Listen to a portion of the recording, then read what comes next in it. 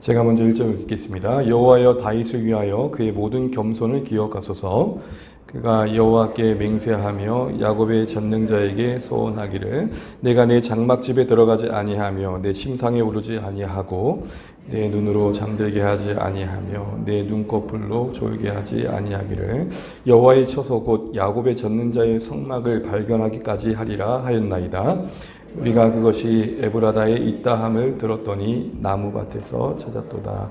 우리가 그의 계신 곳으로 들어가서 그의 발등상 앞에서 엎드려 예배하리로다. 여호와여 일어나사 주의 권능의 계와 함께 평안한 곳으로 들어가소서. 주의 제사장들은 의의 옷을 입고 주의 성도들은 즐거이 외칠지어다.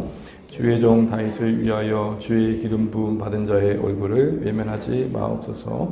여호와께서 다윗에게 성실히 맹세하셨으니 변하지 아니하실지라. 이르시기를 내 몸의 소생을 내 왕위에 둘지라. 내 자손이 내 언약과 그들에게 교훈하는 내 증거를 지킬진대 그들의 후손도 영원히 내 왕위에 앉으리라 하셨도다. 여호와께서 시온을 택하시고 자기 거처를 삼고자 하여 이르시기를 이는 내가 영원히 쉴 곳이라. 내가 여기 거주할 것은 이를 원하였음이로다.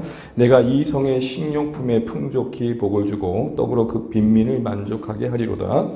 내가 그 제사장들에게 구원을 옷 입히리니 그 성도들은 즐거이 외치리로다. 내가 거기서 다윗에게 뿔이 나게 할 것이라. 내가 내 기름 부음 받은 자를 위하여 등을 준비하였도다. 같이 읽습니다. 내가 그의 원수에게는 수채를 옷 입히고 그에게는 왕관이 빛나게 하리라 하셨도다. 아멘. 네, 다시 한번 앞뒤 옆에 인사 나누시겠습니다. 함께 인사하실 때 이렇게 인사하시죠. 피곤하시죠? 시작. 다시 한번 합단하실 때 이렇게 하시죠. 괜찮습니다. 괜찮습니다. 네. 제가 여러분의 삶의 자리에 다 가진 않았지만 하루 고나게 사시고 이 자리 지킨다는 게 쉽지 않습니다. 그럼에도 불구하고 믿음으로 함께 하신 여러분 축복하고, 네. 기도할 때 정말 뜻밖의 하나님 은혜 안에 세임 얻는 복된 시간 되시길 바랍니다. 시편 132편의 말씀이 우리가 성전에 올라간 노래의 표제의 13번째 노래인데 가장 분량이 깁니다. 감사한 것은 가장 분량이 길 때 수요일에 또 다룬다는 게 참 감사합니다. 새벽에 다뤘으면 아찔할 뻔했습니다. 특별히 이 성전에 올라간 노래라는 것은 아시는 것처럼 이스라엘 백성들이 주요 절기를 따라서 예루살렘 성전으로 모일 때 불렀던 노래입니다. 그러니 이 노래의 주된 내용들은 예배하러 가는 모든 예배자들의 마음에 하나님께 집중하고자 하는 마음들을 불러일으키는 걸 목적으로 하는 것이죠. 그러니까 각 장마다 살펴보면은 하나님께 그 시선을 둘 수 있도록 여러 상황 속에서 어찌해야 될지를 우리에게 보여주고 있습니다. 그런데 유독 오늘 이 132편을 보게 되면 그 시작부터가 조금은 독특함을 봅니다. 우리 1절 한번 읽어보겠습니다. 시작. 여호와여 다윗을 위하여 그의 모든 겸손을 기억하소서. 지금 어떻게 보면 약간 엉뚱하게 다윗을 기억해달라고 이야기합니다. 특별히 그 다윗의 겸손을 기억해달라고 그 함께 예배하러 가는 자들이 함께 고백하고 있는 것이죠.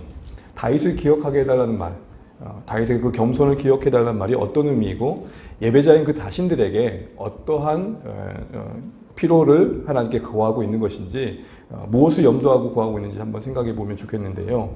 일단 이 다윗의 겸손이라는 번역된 단어의 의미의 본래적 의미를 좀 생각해 볼 필요가 있습니다. 이 겸손이라는 단어는 히브리어로 운노트인데 그 의미는 환난, 고난, 그리고 괴로움, 어려움입니다. 그래서 다른 번역본들을 보면 새 번역에도 이 괴로움에서 이런 다윗의 괴로움을, 다윗의 고난당함을 기억해 주십시오. 이렇게 되어 있습니다. 그럼 여러분 왜 고난이 오늘 우리가 보는 한글 성경 개역개정에는 겸손으로 번역됐을까요? 결론부터 말씀드리면 고난과 겸손이 무관하지 않다는 것입니다. 고난과 환난을 통해 빚어진 신앙적 자세가 사실은 겸손인 것이죠. 이런 의미에서 우리가 알고 있는 겸양과는 다른 것입니다. 일부러 자세를 낮춰 자신이 그래도 다른 사람들보다는 예의 바릅니다. 이런 걸 보여주는 게 우리가 알고 있는 겸손이라 생각할 수 있지만 그런 차원이 전혀 아니고 존재적으로 하나님 앞에 항복한 심령인 것입니다. 그 고난을 지나고 환난을 지나면서 껍질이 벗겨지듯 자신의 연약한 실체를 깊이 깨닫고 이 고백 하나 얻은 것이죠. 저는 하나님 없이는 살 수 없는 인생입니다. 그게 바로 겸손입니다. 그러니 오늘 다윗에게는 그 고난과 겸손이 동의어가 되고 있는 인생인 것이죠. 무슨 말입니까? 모든 인생들이 고난을 지난다고 다 겸손해지는 게 아니더라고요. 여러분 우리가 가까운 사람들 한번 지켜보십시오. 저 정도 고생하면 뭔가 사람이 달라져야 되는데 화장실 들어갈 때와 나올 때가 다른 사람들을 우리가 많이 봅니다. 더 완고해지고 때로는 더 오히려 더 하나님으로부터 떠나는 선택들을 하는 것들을 보게 되는 것이죠. 고난 속에 우리 영혼을 깨우시는 하나님의 손길을 채 깨닫지 못한 채 되려 그것이 신앙을 포기하는 이유가 되는 경우도 종종 봅니다. 이런 것이죠. 기도했더니 하나님 응답하지 않으시더라. 그래서 나는 하나님의 부재를 신이 확인하며 떠난다. 이렇게 얘기하는 경우를 종종 봅니다. 그럼 여러분 오늘 다윗이 다윗의 겸손을 꺼내고 있는 이 예배자들 속에서 그 다윗의 겸손을 기억해달라고 구하고 있을 때에 여러분 다윗의 그 겸손은 어떻게 표현되고 있는 걸 보게 됩니까? 바로 하나님 없이는 살 수 없다는 그 겸손함이 어떻게 드러나냐면 오늘 성전 건축을 향한 열정으로 고백되는 것을 시편 132편은 담아내고 있습니다. 다시 말씀드리면 다윗의 겸손이 무엇을 만들어내는가라는 내용을 고백하고 있는데 그 내용의 핵심은 그 겸손함이 하나님 없이는 저는 안 됩니다 라는 그 의지의 마음이 성전 건축을 향한 열정으로 나타났다. 그 헌신으로 열매 맺어졌다. 이 얘기를 하고 있는 것입니다. 그렇습니다. 여러분 우리가 하나님을 절대적으로 의지한다는 것은 마음에만 머물 수 없습니다. 내가 하나님을 의지한다는 것은 우리 마음에만 머물 수 없고 분명한 증거로 나타나게 되어 있습니다. 그것은 결국 우리의 신앙의 열매로 보여질 것입니다. 즉 오늘 이 말씀 속에서 오늘 우리는 다윗에게는 성전 건축의 열정으로 나타났던 그 겸손함, 그 겸손함이 증거한 성전 건축을 향한 열정, 이것이 오늘 신약 시대를 사는 우리에게는 어떤 모습으로 드러나야 될지를 한번 생각해 보는 것이고 그것이 예배자들 가운데 있기를 바랬고 또 그들에게 고백 속에서 우리에게 주시는 교훈인 것입니다. 이제 그런 이 다윗의 겸손함이 성전 건축을 향한 열정으로 이어진 내용이 2절부터 5절에 나와 있는데요. 2절부터 5절 말씀을 우리가 한번 읽었지만 다시 한번 읽어보면 좋겠습니다. 함께 읽습니다. 시작. 그가 여호와께 맹세하며 야곱의 전능자에게 소원하기를 내가 내 장막집에 들어가지 아니하며 내 침상에 오르지 아니하고 내 눈으로 잠들게 하지 아니하며 내 눈꺼풀로 졸게 하지 아니하기를 여호와의 처소 곧 야곱의 전능자의 성막을 발견하기까지 하리라 하였나이다. 아멘. 여러분 오늘 본문을 보게 되면은 다윗이 맹세하고 있고 서원하고 있는 걸 보게 됩니다. 그 서원함의 내용이 무엇입니까? 전능자의 성막을 발견하기까지는 내가 결코 잠들지 않겠다. 이 말을 지금 하고 있는 것입니다. 마치 이런 것이죠. 내가 이번에 시험에 완전하게 준비할 때까지는 내가 1등할 준비가 될 때까지는 결코 자지 않겠다. 이런 각오와 결단을 하고 있는 것입니다. 특별히 여러분 이 본문의 이 배경을 조금 이해하려면 다윗이 이스라엘의 유다 지파의 왕이었다가 7년 정도 지난 뒤에 모든 지파의 왕이 되죠. 그리고 수도가 예루살렘으로 옮겨지게 됩니다. 그 과정 속에서 다윗 마음에 아쉬웠던 것은 언약궤가 저기 먼 엉뚱한 곳에 있었던 것입니다. 그 언약궤를 가져오게 되죠. 그리고 나서 아쉬웠던 것은 자기는 편한 궁궐에 있는데 하나님의 언약궤는 너무 초라하게 갖춰져 있는 것을 보고 안타까웠던 것이죠. 그런 과정 속에서 오늘 다윗이 그런 배경 속에서 이런 얘기를 하는 것입니다. 여호와의 성막이 발견되기까지. 이게 무슨 말입니까? 하나님의 처소가 떡하니 드러날 때까지, 누가 봐도 이건 하나님의 처소야 라는 모습을 갖출 때까지 저는 정말 가만히 있을 수 없습니다. 심장이 벌렁벌렁 뜁니다. 지금 이 얘기를 하고 있는 것입니다. 여러분 잠시 번외적으로 이 말씀의 고백을 보면서 정말 절제한다는 게 뭔가를 생각해 보입니다. 여러분 보시면 서원의 내용이 뭡니까? 대부분이 아니한다는 거죠. 집에도 들어가지 않을 거고 침상에 또 눕지도 않을 거고 졸지도 않을 거고 않을 거고 않을 거고. 여러분 절제는 그냥 안 하는 게 아닙니다. 뭐 때문에 안 하냐가 더 중요한 것이죠. 절제는 신앙적 절제는 무엇 때문에 안 하냐가 더 중요합니다. 그런데 우리는 절제 그 자체가 더 의가될 때가 있죠. 나 금식하고 있어. 근데 우리는 뭘 더 생각해요? 뭐 때문에 금식하는데? 뭐 아니하는 것이 자랑이 되는 게 아니라 그 아니함의 이유와 목적이 무엇이냐, 이게 더 중요하다는 것이죠. 다윗의 목적은 무엇이었습니까? 하나님의 거하실 처소가 떡하니 마련될 때까지 난 잠시도 쉬지 않겠습니다. 이렇게 고백하고 있는 것입니다. 그 다윗의 그 하나님 성전에 대한 열정, 예루살렘의 다윗이 볼 때 하나님의 성전이 임하는 것이 얼마나 중요한지 그의 열정은 6절부터 10절에 그의 맹세의 그 염원이 진정함을 그의 한 사건 속에서 이야기하고 있습니다. 그러니까 다윗이 예루살렘에 하나님의 거하실 처소가 마련되는 것이 얼마나 큰 열정의 대상, 헌신의 대상, 정말 소중히 여겼는지에 대해서 한 예로 6절부터 10절은 언약궤를 옮겨오는 과정의 이야기를 담고 있습니다. 그러니까 순서적으로 보면 6절부터 10절에 언약궤로 옮겨오는 과정이 먼저였죠. 그런데 오늘 이 시편 안에서는 다윗이 정말 하나님 앞에 맹세하기를 하나님 거하실 처소, 곧 성전이 지어질 때까지는 내가 쉬지 않겠다. 이런 열정을 갖고 있었던 그 같은 맥락에서 그 다윗의 한 삶의 모습을 보여줍니다. 그게 6절부터 10절인데요. 6절부터 10절을 보게 되면은 그가 어떤 얘기가 나옵니까? 6절 한번 읽어보겠습니다. 시작. 우리가 그것이 에브라다에 있다 함을 들었더니 나무밭에서 찾았도다. 여기서 그것은 언약궤를 말합니다. 여호와의 언약궤가 에브라다에 있는 베들레헴 에브라다에 있다는 걸 듣고 특별히 나무밭에서 찾았다라고 말합니다. 이게 사무엘하 5장 6장의 이야기인데요. 나무밭이라고 표현한 것을 좀 주목할 필요가 있습니다. 실제 지명은 나무밭이 아니고 기럇 여아림의 아미나답의 집이었습니다. 그런데 여러분 왜 나무밭이라고 표현했을까요? 이 나무밭이 의미하는 게 뭘까요? 여러분 오랫동안 돌보지 않으면 작은 텃밭도 어떻게 됩니까? 돌보지 않은 그 밭은 어떻게 되죠? 각종 잡목과 잡초로 뒤덮이게 되는 거죠.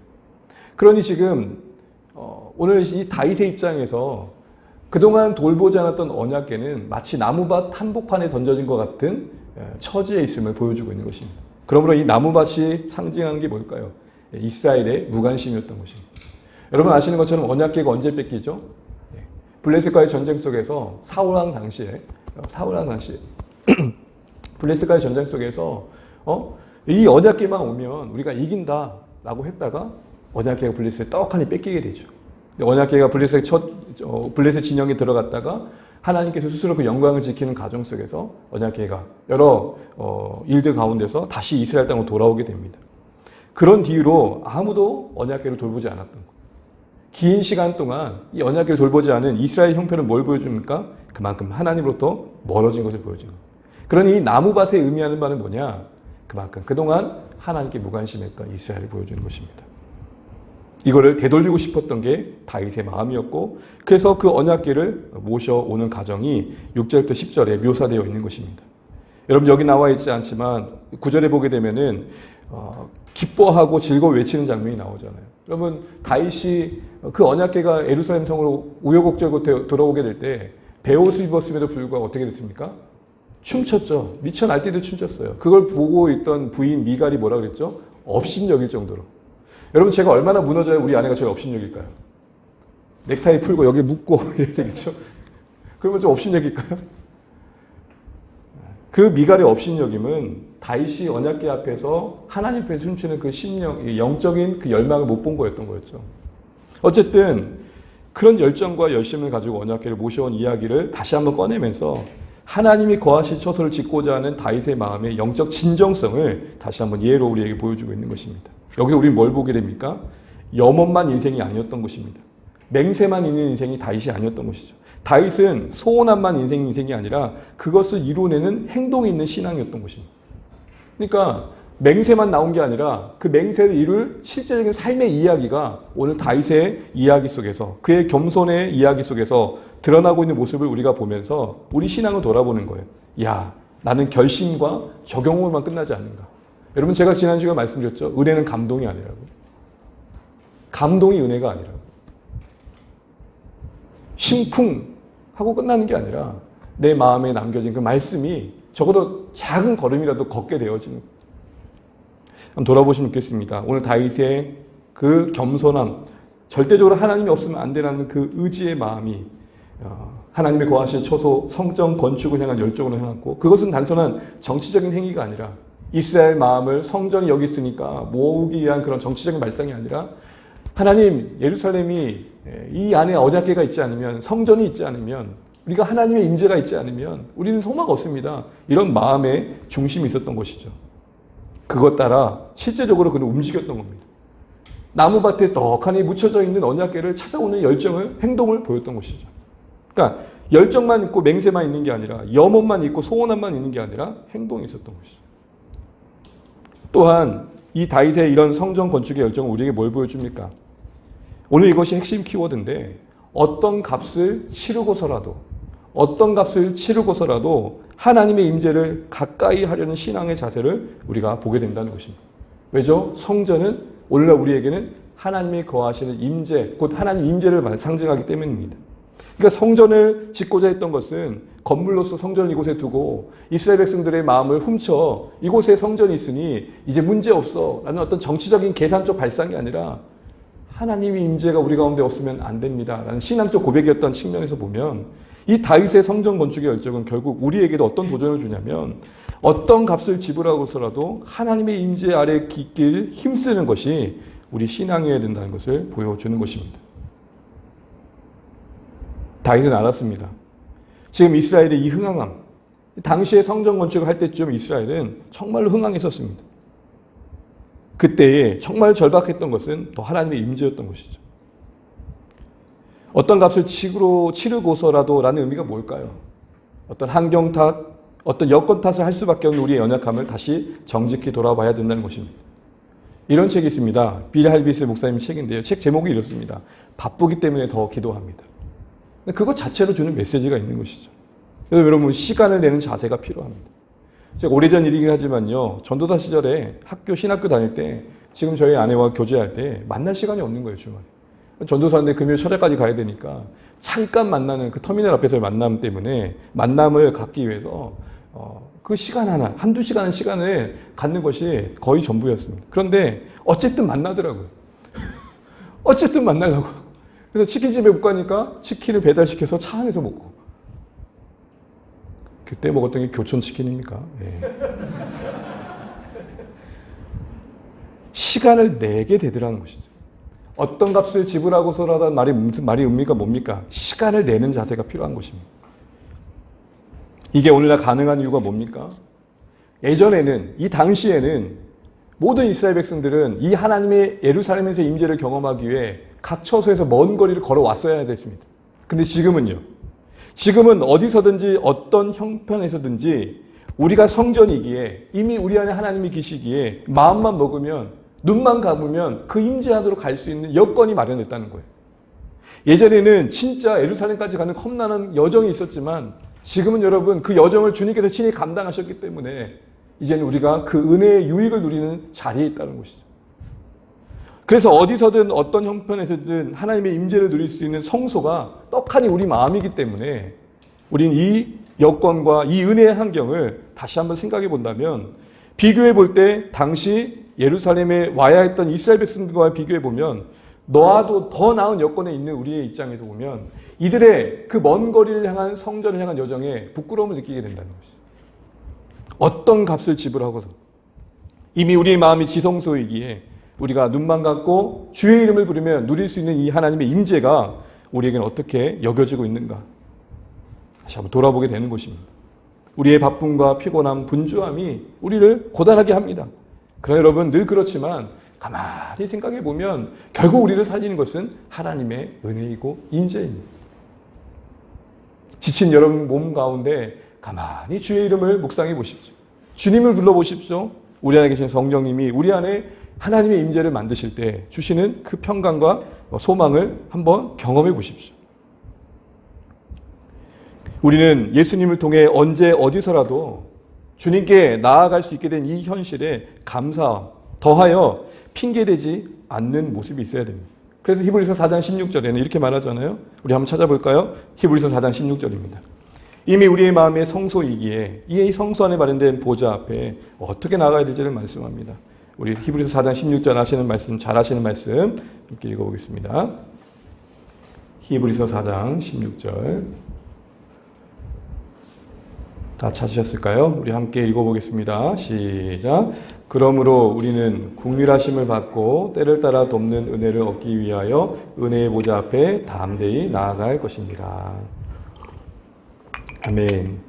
여러분 주목해 보실 표현은 때를 따라 돕는 은혜라고 말합니다. 우리가 어떤 형편에 있든 하나님은 도우실 수 있는 은혜를 약속하고 계시고, 그것은 우리의 마음 안에 마련된 은혜의 보좌 앞에 나아가는 우리의 믿음의 선택의 결과임을 말씀하십니다. 사랑하는 성도 여러분, 예전에는 예루살렘까지 가야 했지만 지금은 그럴 필요 없는 은혜의 환경에 우리가 있음에도 불구하고, 더 쉽게 말할까요? 여건은 더 나아졌음에도 불구하고 하나님 관계는 더 뭔가 모호해지고 있다면 우리가 다시 한번 돌아볼 모습이 있다는 것이죠. 다윗의 하나님의 거할 처소 성전을 짓는 이 건축의 열정은, 그리고 그 행동이 있는 신앙은 우리에게 이걸 도전하는 것입니다. 어떤 값을 치르고서라도 우리는 기꺼이 하나님의 임재를 가까이 하려는 신앙의 자세를 놓치지 않아야 됩니다. 이를 점검하기 위해서 정말 우리가 생각해 볼 본질적인 문제는 뭘까요? 그건 다른 것이 아니라 우리는 얼마나 이 하나님의 임재에 절박한가라는 것입니다. 오늘 다윗의 이 모습을 보면 그 열정이 참 뜨겁죠. 그러나 그 중심에 무엇이 있는지를 보십시오. 그것은 무엇일까요? 그의 중심에 있는 내용은 그가 지금 어떤 여건 속에서 이런 염원을 갖고 있는지를 통해 확인하게 됩니다. 여러분, 앞서 말씀드린 것처럼 다윗이 지금 오늘 본문에 하나님이 거할 처소 성전을 짓고자 했던 이 열망을 가졌던 시점은 언제냐면 사무엘하 7장 1절에 이렇게 말합니다. 여호와께서 주의 모든 원수를 무찌르사 왕으로 궁에 평안히 살게 하신 때에. 언제라고요? 평안히 살게 하실 때에. 이제 한번 묻겠습니다. 여러분, 이렇게 다윗이 주변 나라가 다 평정되고 어떤 나라도 번잡할 수 없는 권세와 어떤 강국의 위치에 있을 때에, 그 통일 왕국의 왕이 될 때에, 모든 걸 누릴 수 있는 그 평안할 때에, 여러분, 우리 입장이라면 어떻겠습니까? 여러분, 사람이 그렇잖아요. 보통 편안해지면 어떻게 집니까? 안일해지기가 더 쉽죠. 사실 우리 모든 기도는 절박함이 만든 거 아닙니까? 결핍의 여러분 결과가 아닙니까? 근데 대부분 평안하면 가게 되는 방향은 안일함입니다. 굳이 기도할 필요를 못 느끼게 되는 것이죠. 그런데 여러분, 이 평안한 때에 오히려 더 절박한 마음으로 성전을 구하고 있고 성전을 짓고자 하고 있습니다. 하나님께서 예루살렘에 함께 하시지 않으면 아무 소용이 없다는 생각 외에는 답이 없는 것이죠. 결국 환경은 분명 넉넉해서 안일해질 수 있었지만 그럼에도 불구하고 예루살렘에 하나님의 거할 처소를 꼭 만들고자 했던 다윗의 열정은 절실함이 만든 가난함이었습니다. 여러분, 이렇게 절실함은 환경과 무관하게 우리 안에 여러분 간절한 마음을 만들어냅니다.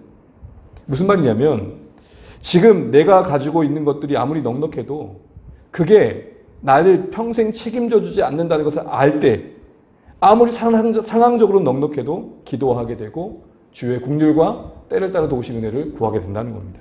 지금의 나를 둘러싸고 있는 이 넉넉함이 나를 책임져 주지 않음을 알기 때문에. 이렇게 보면 우리가 아까 어떤 값을 지불하고라도 하나님의 임재를 가까이 해야 하는 이 신앙의 자세의 본질적인 문제는 환경과 상황만의 문제가 아니라 마음의 절실함과 깊이 관련되어 있음을 우리가 알게 됩니다. 사랑하는 성도 여러분, 하루하루가 우리가 참 고날 때가 많습니다. 그럼에도 불구하고 이미 우리 안에 마음의 성소, 성막, 성전이 이미 예수 안에서 마련되어 있는데 우리 너무 이 은혜의 보장을 나아가는 이 하나님 그 보좌 앞에 나가는 이 노력들을 너무 가벼이 여기고 또 우리가 놓고 있지 않은가 돌아보시면 좋겠습니다. 기꺼이 값을 지불해야 될 만큼 소중한 모습이 소중한 것임을 우리가 놓치지 않아야 되겠습니다. 더하여서 오늘 이어지는 말씀을 보게 되면은 이런 다윗의 맹세와 그에 뒤따르는 헌신과 함께 또 여러분 11절부터 18절까지는 하나님의 맹세와 그 동일하게 하나님의 헌신이 나와 있습니다. 그 맹세한 대로 일하시는 하나님의 헌신이 나와 있습니다. 11절부터 12절 한번 읽어보겠습니다. 11절부터 12절입니다. 시작. 여호와께서 다윗에게 성실히 맹세하셨으니 변하지 아니하실지라. 이르시기를 내 몸의 소생을 내 왕 위에 둘지라. 내 자손이 내 언약과 그들에게 교훈하는 내 증거를 지킬진대 그들의 후손도 영원히 내 왕위에 앉으리라 하셨도다. 2절에서 다윗이 하나님께 맹세했잖아요. 이제는 하나님께서 다윗에게 맹세해 주십니다. 이 구조 속에서 우리가 무엇을 보게 됩니까? 하나님의 맹세가 다윗의 맹세와 이렇게 뭔가 밸런스를 맞춰가고 있는 걸 보게 됩니다. 또 13절부터 18절을 보게 되면 그 맹세하신 대로 하나님께서 일하신 것을 보여줍니다. 일할 것을 나타내 주십니다. 그러니까 다윗도 맹세한 대로 행동했고 하나님도 맹세하신 대로 행동한 것을 보여주십니다. 다윗의 맹세와 헌신은 하나님의 맹세와 헌신으로 이렇게 연결되어 있습니다. 우리는 여기서 뭘 볼까요? 인간의 책임과 하나님의 주권의 균형을 보게 되는 것입니다. 여러분, 우리는 하나님의 주권을 절대적으로 인정해야 됩니다. 모든 건 다 하나님의 허락하신 가운데 우리에게 주어져야 되는 것입니다. 그렇다고 그것이 우리의 책임을 간과하는 것은 아닙니다. 여러분 기억하시죠? 나옴이란 여인이 베들레헴에 정적 돌아왔을 때에 결국 그가 그 믿음의 선택을 했다는 것만으로 모든 필요가 당장 채워진 게 아니었습니다. 그 어려운 발걸음을 했다는 것만으로 베들레헴 돌아왔을 때에 동네 사람들이 돌아온 기념으로 쌀 한 바구니라도 다 그 집 앞에 놔둔 게 아니란 말입니다. 뭘 했어야 됐죠? 이삭을 주어했습니다. 며느리의 그 룻에 이삭을 줍는 하루하루가 쌓여 보아스를 만나고 그 과정 속에서 하나님의 주권이 성취되는 것입니다. 여러분 오늘 이 다윗의 맹세와 함께 그 행동하는 신앙, 또 그 하나님의 맹세와 함께 하나님이 하시는 일들이 함께 언급된 이유가 뭘까요? 우리 신앙의 균형이 필요하다는 것입니다. 하나님의 주권을 인정하는 참된 신앙은 그 주권에 합당하게 나의 책임을 다하는 것입니다. 할 수 있는 일을 하는 것이죠. 그리고 그의 하나님의 다윗의 그 헌신에 대한 맹세하신 바의 내용은 무엇이냐면 하나님은 오히려 다윗의 집을 경고케 하실 것을 말씀하십니다. 그러니까 다윗은 하나님의 집을 걱정하고 있는데 되려 하나님께서는 다윗아 그런 걱정하지 않아도 된다. 내가 너의 집을 챙겨준다고 말씀하십니다. 다윗의 중심을 보시고 하신 그 말씀의 내용은 결국은 다윗아 네가 성전을 짓고자 하는 마음은 내가 알겠으나 네가 나를 책임질 주에 있지 않아. 여러분 우리 가끔 너무 우리가 열정이 너무 가해가지고 하나님 걱정을 너무 많이 할 때가 있어요. 물론 우리의 마음에 하나님에 대한 사랑이 있어서 하나님을 욕하고 하나님을 비방하는 사람들 앞에 그게 뭐야 라고 따질 수 있지만 여러분 이거 하나 분명히 하십시오. 우리가 아무리 그러면 안 되지만 어그러지고 우리의 못난 모습이 가득하다 하더라도 하나님의 그분의 명성을 뺏기지 않으십니다. 하나님은 하나님 그 영광을 스스로 지키십니다.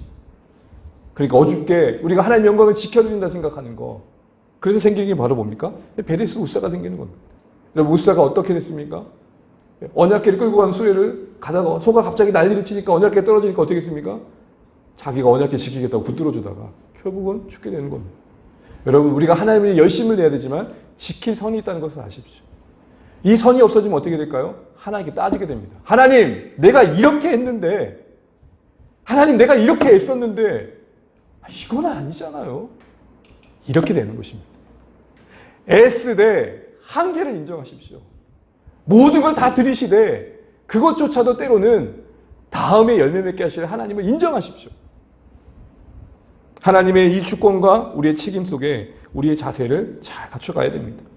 하나님 집 걱정했던 다윗에게 야 다윗아 내가 네 책임진다 하시며 말씀하셨던 그 다윗 왕위를 견실게 하신다는 그 내용의 핵심은 1차적으로는 솔로몬 때의 성전 건축으로 이루어지고 그 영원한 왕위 그러니까 다윗이 있고 다윗의 후손을 통해서 왕을 이어가신다고 할 때 그 영원한 왕위는 영원한 왕이신 예수님을 통해 성취되는 것이죠. 그래서 여러분 마태복음 1장에 보게 되면 다윗의 족보라고 해서 결국 예수님의 계보로 이어집니다.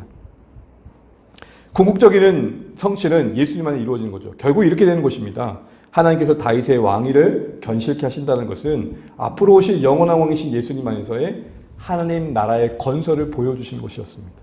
이것은 14절에 이렇게 표현됩니다. 우리 14절 한번 읽어보겠습니다. 14절 시작. 이는 내가 영원히 쉴 곳이라 내가 여기서 거주할 것은 이를 원하였음이니라. 여기서 쉴 곳이라 말하는 것은 시온을 말합니다. 시온을 택하셔서 그것을 영원히 쉴 곳으로 명령하십니다. 여러분 시온을 택하셔서 영원히 쉴 곳을 말씀하신 그 예루살렘 성전은 계속 지금도 보존되고 있습니까? 무너졌고 파괴됐습니까? AD 70년에 아주 무너지게 됐죠. 결국 그러면 이 말씀은 하나님이 거짓말하신 겁니까? 아니죠.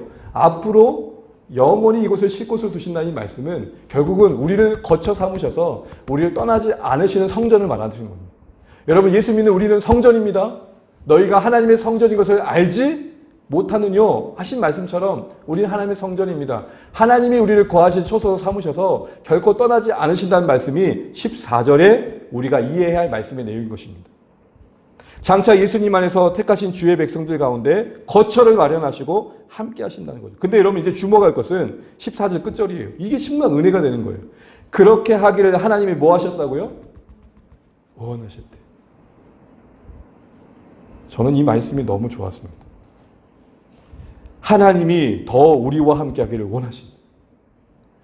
예수 그리스도를 이 땅에 보내셔서 자신을 갈기하게 찢기는 방식으로 생명의 길을 만드신 하나님 마음 중심은 우리를 끌어안기 위함이신 거죠. 여러분, 아이가 해질 무렵에 꼭 그런 애들이 있었어요. 저 같은 애들. 꼭 집에 있다가 꼭 해질 무렵에 가가 놀다가 모래 다 뒤집어 쓰고 집에 들어와요. 그러니까 해질 무렵에 놀다 보니까 몸에 모래가 묻었는지 모르잖아요. 집에 들어가요. 불빛이 켜져요. 그러면 어머니가 항상 하시는 말씀이 있어요. 이놈의 새끼 씻고 와. 씻고 오를 때 깨끗이 씻고 나면 이제 씻었으니 나가 이겁니까? 씻고 오라 할 때는 뭘 염두하신 거죠? 안아줘요. 결국 하나님의 마음은 그리스도 안에서 우리를 품기 위한 계획 속에서 아들을 주셨던 것입니다. 하나님이 더 우리를 더 만나길 원하신다고요. 그 증거가 뭡니까?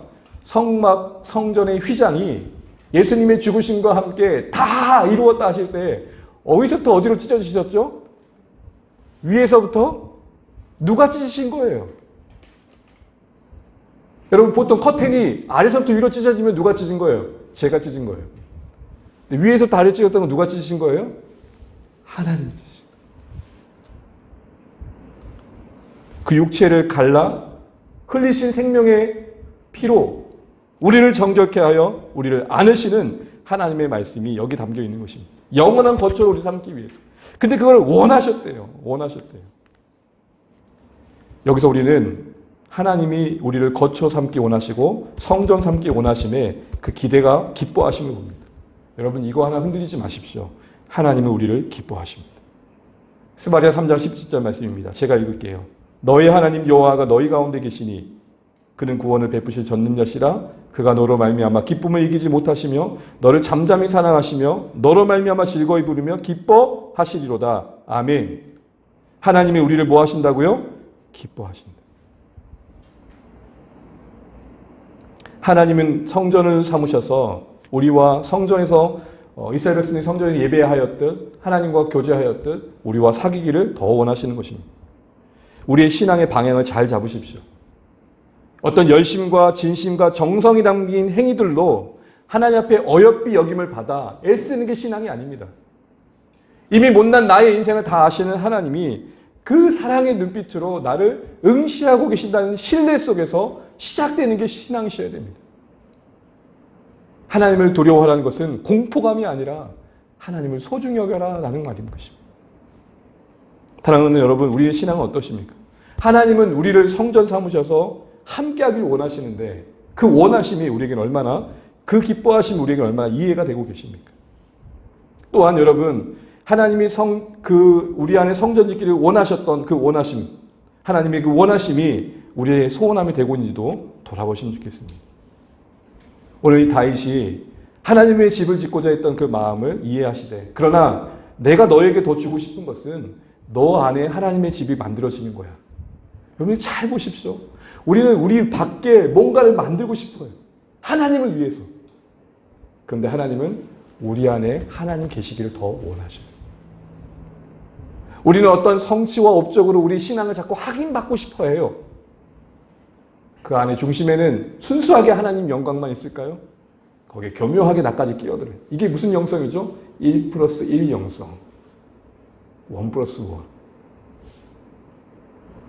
하나님의 영광에 나를 더하여 함께 묶어가는 거죠. 근데 하나님 더 원하시는 건 뭐예요? 내 안에 하나님 집 짓는 걸 더 원하신다. 옆에 사람이 이렇게 얘기하시죠. 하나님이 내 안에 더 집 짓기를 원하십니다. 시작. 하나님이 내 안에 집 짓기를 더 원하십니다. 하나님의 집. 다윗은 하나님의 집을 짓기를 원했지만 하나님은 그 집을 다윗 마음에 짓기를 계획하셨다. 그걸 기뻐하신다. 이런 하나님의 기뻐하심과 원하심 우리가 바로 알고 우리 신앙의 방향을 잘 잡아주시기 바랍니다. 이건 결국 그겁니다.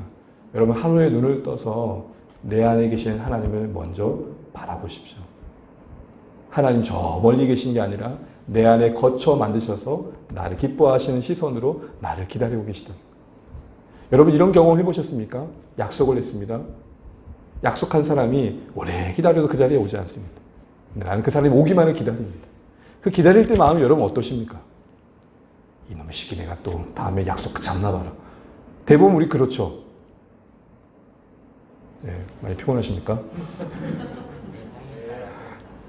대부분 우린 그래요. 근데 하나님 어떠시다고요? 내가 또 올게 기다릴게. 하나님의 집을 우리 안에 먼저 지으셔야 돼요. 마지막으로 우리는 이 질문을 한번 해보면서 마치고자 합니다. 왜 성전에 올라가는 노래에 이 다윗의 성전 건축에 대한 열정이 다루어지고 있을까요? 이것은 다윗이 앞선 세대로서 남긴 이 성전 건축의 결과 속에서 그들은 감사를 찾고 있는 것입니다. 무슨 말이죠? 앞선 세대에 다윗이 이렇게 열심과 열정으로 하나님을 예배할 수 있는 처소를 만든 것, 이것이 후대에 기억되어지고 있는 이 신자들 가운데 감사가 되고 있는 거예요. 성전에 예배하러 가는 신자들에게 하나님께서 원하시는 게 뭔가? 이 성전이 그냥 존재한 게 아니다. 이처럼 다윗처럼 하나님을 사랑하는 이들의 헌신과 수고가 있었다. 우리 시대에 적용해 볼까요? 예배하러 나오는 우리에게 여러분 뭐가 회복돼야 될까요? 바로 감사가 회복되셔야 됩니다. 우리가 이렇게 신앙적 유익을 제공받을 수 있는 환경과 여건, 자유롭게 예배할 수 있는 환경에 있는 거, 무언가 누군가의 희생과 헌신이 있었던 것을 기억하는 것이죠. 여러분 오늘 우리의 언어로 성경을 읽을 수 있는 거, 누군가의 피 흘림과 헌신이 있었다는 것이죠. 함께 수고해줘서 함께 이렇게 예배하고 교제를 나눌 수 있다는 것도 기억하셔야 돼요. 주일마다 우리가 식사 나눌 때 식사를 준비하신 손길들이 있고, 또 예배 드릴 때 또 함께 이 예배 순서를 맡으신 분들이 있고, 또 말씀을 준비한 목회자가 있고, 어느 누군가의 희생과 섬김이 있어서 우리는 은혜의 그 유익과 혜택을 누리고 있다는 사실들을 기억해야 된다. 그런 측면에서 오늘 시편 132편이 그들의 고백 속에서 올려졌던 것입니다. 야, 다윗이 이렇게 열심히 성전을 지었기 때문에 우리가 이렇게 절기 때마다 와가지고 예배할 수 있게 된 것이구나를 기억해야 했듯, 우리도 믿음의 선조들의 눈물이 있고 희생이 있고 순교자의 피가 있어서 이렇게 예배할 수 있구나를 기억하신 자리가 매번 주 앞에 나온 자리가 되시기를 주의 이름으로 축원합니다. 더하여 예수의 피 흘리심이 있어서 내가 못났음에도 불구하고 언제나 나와 주의 국류를 구할 수 있구나, 이것도 기억하셔야 됩니다. 말씀을 맺습니다. 다윗의 열정을 따라 기꺼이 하나님의 임재를 우리 가운데 가까이 두려는 애씀을 놓치지 마십시오. 또한 우리의 신앙의 본질이 우리 밖에 하나님을 짓는 것보다 우리 안에 하나님 짓기를 원하시는 하나님의 마음을 헤아리십시오. 그래서 여러분 언제나 사역 필요합니다. 사역이 사귐보다 앞서시면 안 돼요. 적어도 작은 일 앞에 기도하고 하십시오. 제가 언제 놀랬냐면, 제가 대전에 있을 때 섬긴 사역원 담당 사역자였습니다. 주방에서 일들을 하시는 그 권사님들과 함께 사역했어요. 4, 5년 동안. 그런데 이 권사님들이 밥을 하기 전에 기도하십니다. 하나님 찐밥 되지 않게 해주시고, 설밥 되지 않게 해주시고, 타지 않게 해주시고. 사역보다 사귐이 먼저입니다. 우리 하는 모든 일은 사귐 속에 빛이 더해지는 것입니다. 우리 안에 먼저 하나님의 집이 마련되어진 뒤에 하나님의 집을 지어갈 수 있는 우리 모든 주 안의 가족 되시기를 주의 이름으로 축복합니다. 더하여 누군가의 희생이 있어서 우리가 여기 있습니다. 누군가의 섬김이 있어서 우리가 편안하게 예배할 수 있습니다. 이걸 기억하는 게 예배의 자리에 나온 우리의 마음에 있어야 할 마음이라는 것입니다. 여러분 적어도 주 안의 교회는 조선시대 신앙의 그 핏바퀴에 순교자들의 피가 있어 우리가 있다는 사실을 잊지 않으시면 좋겠습니다. 이렇게 예배할 게 편하게 예배할 수 있는 거, 누군가의 희생이 있었다. 고마운 마음이 우리 예배 가운데 있어서 예배하는 게 감사가 되고 기쁨이 되는 우리 모두 되시기를 주의 이름으로 축복합니다.